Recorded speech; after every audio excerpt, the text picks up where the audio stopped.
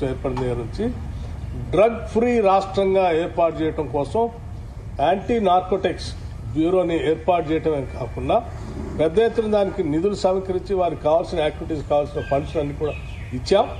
రాష్ట్రాన్ని drug free రాష్ట్రంగా మేము తయారు చేయడం కోసం ప్రయత్నం చేస్తున్నాం. దీనికి కేంద్ర ప్రభుత్వం నుంచి కూడా కావాల్సిన సహాయ సహకారాలు అందించాల్సిందిగా వారిని కోరాం. అట్లాగే సైబర్ సెక్యూరిటీ గురించి కూడా కేంద్ర ప్రభుత్వం నుంచి సహకారాన్ని కోరాం. అట్లాగే ఐపీఎస్ క్యాడర్ సంబంధించి మాకు స్ట్రెంత్ దాదాపు 29 మంది ఐపీఎస్ క్యాడర్ రావాల్సిన అవసరం తెలంగాణకు, వారిని కూడా కేటాయించమని చెప్పి వారిని కోరటం జరిగింది. లెఫ్ట్ వింగ్ ఎక్స్ట్రీమిజం కింద కూడా వెనుకబడినటువంటి జిల్లాలుగా గతంలో ఉన్నటువంటి జిల్లాలను తొలగించడం వల్ల కేంద్ర ప్రభుత్వం నుంచి మాకు రావాల్సిన నిధులు ఆగిపోతా ఉన్నాయి. ఆ నిధులు సంబంధించి ఆదిలాబాద్, ఆసిఫాబాద్, అట్లాగే కొమరం భీం, ఆసిఫాబాద్, మంచిర్యాల జిల్లాకు సంబంధించి మళ్ళీ తిరిగి వాటిని చేర్చి నిధులు ఎక్కువగా ఇవ్వాల్సిందిగా, ఆ జిల్లాల అభివృద్ధి కోసం ఇవ్వాల్సిందిగా వారికి కోరారు. అట్లాగే మిగతా అంశాలు pending issues between Andhra Pradesh and Telangana సంబంధించిన రీఆర్గనైజేషన్లో ఉన్నటువంటి అంశాలను కూడా హోంమంత్రిగా మీరు బాధ్యత చొరవ తీసుకొని మాకు న్యాయం జరిగేట్టుగా చూడాలని చెప్పాం. అట్లాగే రాష్ట్రానికి హోంమంత్రి గారిని కలిసినప్పుడు ఇద్దరికి కూడా మేము గట్టిగా చెప్పింది, తెలంగాణ రాష్ట్రానికి సంబంధించి భద్రాచలం దగ్గర ఉన్నటువంటి 5 గ్రామాలని కూడా తప్పనిసరిగా తెలంగాణకు వచ్చేటట్టుగా భద్రాచలం దేవస్థానం పరిధిలో ఉన్నటువంటి 5 గ్రామాలు అటు ఇటు కాకుండా ఉన్నాయి. అవి ఆంధ్ర వాళ్ళు ఈ గ్రామంలో రావాలంటే తెలంగాణ నుంచి రావాల్సి వస్తుంది. మేము మా తెలంగాణలో భద్రాచలం తర్వాత ఉన్నటువంటి గ్రామాలు పోవాలంటే ఈ ఆంధ్ర ప్రాంతంలో ఉన్న 5 గ్రామాలు దాటిపోవాల్సి వస్తుంది. ఎప్పుడు ఏదైనా ఇబ్బందులు వచ్చినా, వరదలు వచ్చినప్పుడు కూడా వీళ్ళ సహాయ సహకారాలు అందించాలంటే కూడా ఆంధ్ర ప్రాంతానికి అడ్మినిస్ట్రేటివ్ పరంగా కూడా చాలా దూరంగా ఉన్నాయి, వాళ్ళు చేయలేకపోతున్నారు. ఏం చేయాలన్నా తెలంగాణ ప్రభుత్వం మీద ఆధారపడి ఉన్నారు.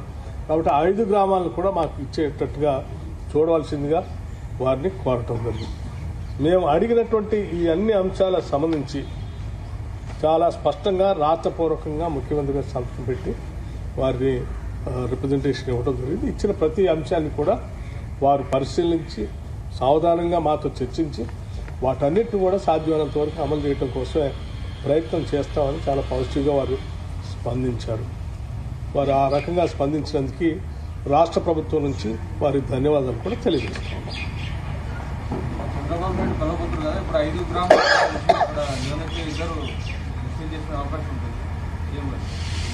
చంద్రబాబు నాయుడు గారు రేపు పొద్దున 6వ తారీఖు నాడు జరిగేటువంటి సమావేశంలో కూడా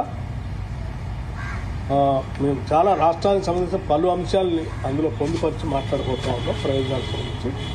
సరే, మిగతా అంశాలు కూడా చాలా ఉన్నాయి కాబట్టి ఒకటే అంశం చెప్తే కరెక్ట్ కాదు.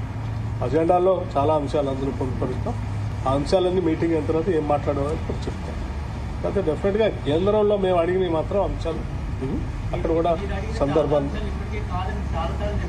ఏమా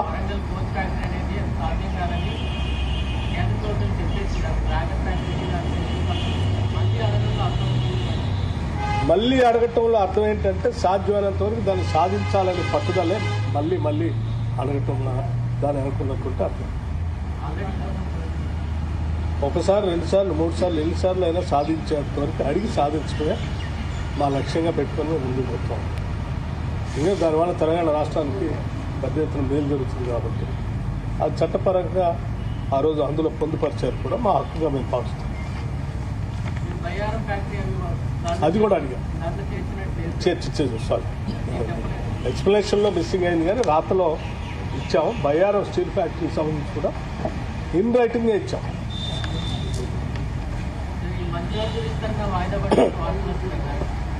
మీరే విస్తరించారు, మీరే వాయిదా వేసారు.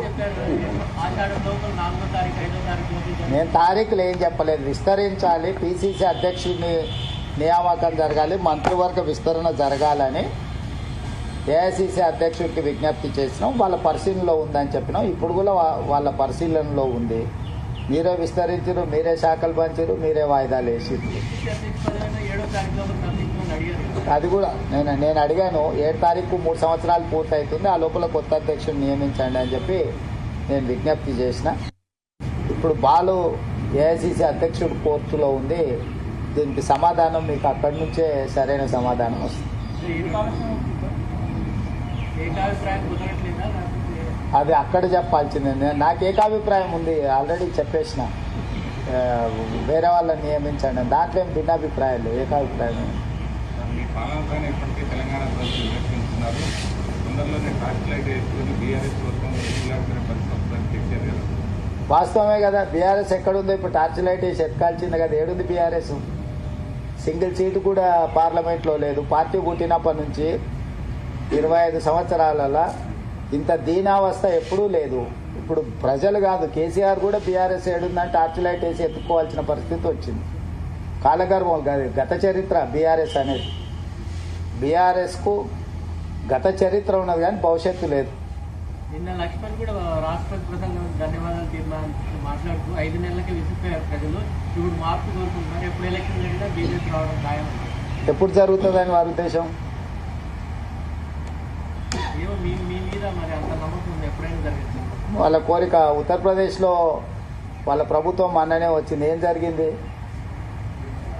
మణిపూర్లో వాళ్ళ ప్రభుత్వం ఉంది, ఏం జరిగింది? మహారాష్ట్రలో వాళ్ళ ప్రభుత్వం ఉంది, ఏం జరిగింది? ఇట్లా వివిధ రాష్ట్రాలలో భారతీయ జనతా పార్టీ అధికారంలో ఉన్న రాష్ట్రాలలో ఆ ప్రభుత్వాల మీద విరక్తి చెంది ప్రజలు ఇండియా కూటమికి అత్యధిక సీట్లు గెలిపించిండ్రు. భారతీయ జనతా పార్టీ నాయకులు ఎవరైనా మాట్లాడే ముందు వాళ్ళ పార్టీ యొక్క దీనావస్థ దాన్ని పరిగణలోకి తీసుకొని మాట్లాడితే బాగుంటుంది.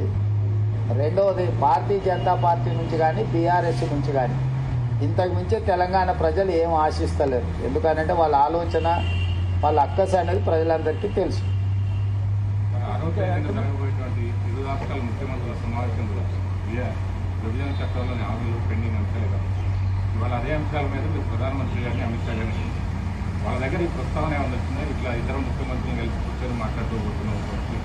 తెలుసు, అమిత్ షా గారికి చెప్పిన 6 తారీఖు రోజు రాష్ట్ర విభజనకు తర్వాత రావలసిన మా రాష్ట్రానికి అన్ని విషయాల మీద 6 తారీఖు రోజు మేము ఒక మంచి వాతావరణంలో కూర్చొని చర్చించుకుంటున్నాం.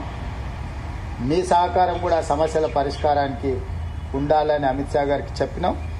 వారు స్పష్టంగా మీ సమస్యలు పరిష్కరించుకోండి, కేంద్ర ప్రభుత్వం వైపు నుంచి పూర్తి సహకారం ఉంటుందని వారు చెప్పింది. మీకు ఆంధ్ర వైపు నుంచి మీకేం రావాల్సింది, మీరు ఆంధ్రాకి ఏమి ఇవ్వాల్సింది? చాలా అంశాలు ఉన్నాయి, ఇంకా అది లిస్ట్ ఇస్తాను. 9th షెడ్యూల్ 10th షెడ్యూల్లో ఉన్న ప్రాపర్టీస్ కావచ్చు. ఇప్పుడు మా బట్టి విక్రమార్క గారు చెప్పినట్టు ఆ 5 గ్రామాలు భద్రాద్రి రాముడు గుడితో పాటు అక్కడ ఉండే దేవుడి మాన్యాలు ఇవన్నిటిని కూడా మన రాష్ట్రానికి సంబంధించి, అదేవిధంగా దీర్ఘకాలికంగా వాయిదా పడుతున్న నీటి పంపకాల విషయం కావచ్చు, ఇంకా ఎన్నో అంశాలు ఉన్నాయి. వాటన్నిటిని చర్చించుకొని ముందుకెళ్లాలనుకుంటున్నాం.